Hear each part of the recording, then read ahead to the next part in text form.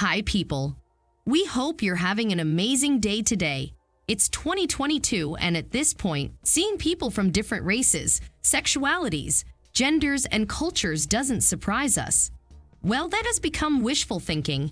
Let's revise it by saying that it shouldn't surprise us. Regardless of the research on these topics and the heavy political discussions on identity politics, we believe it's unfair for any group of people to be systematically excluded from any kind of creative project. If this was a one-time thing, we don't think anyone would rise up and outrage over the fact that they don't feel represented.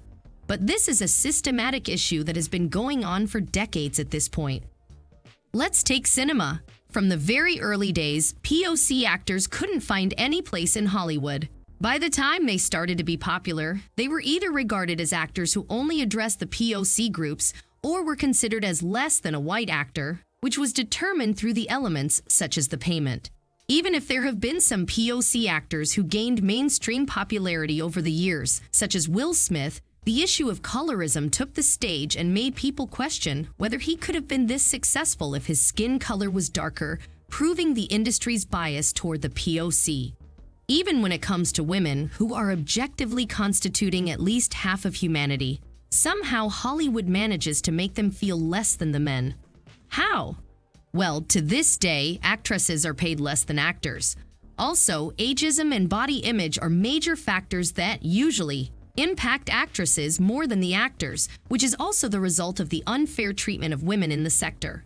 As far as LGBT people are concerned, things are even more complicated. Although it's often overlooked, there has, almost, always been an LGBTQ representation in Hollywood, though it was rarely made openly or in a good light. More often than not, queer themes were used as the underlying messages or to highlight that a person is damaged or disturbed.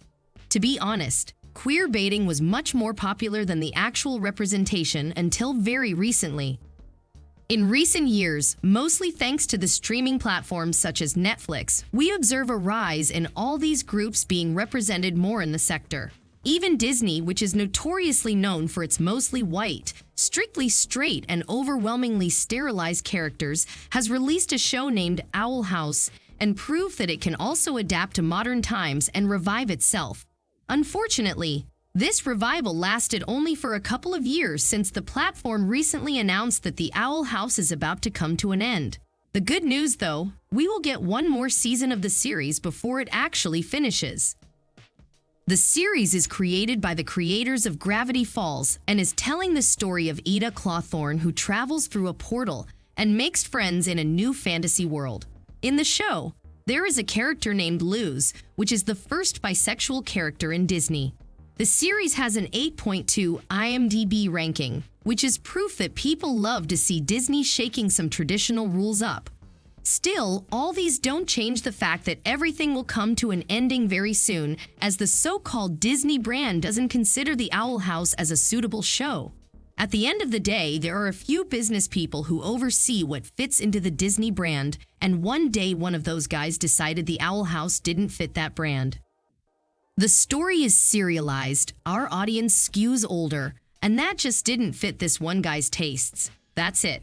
Ain't that wild? Really grinds my guts, boils my brain, kicks my shins, all the things.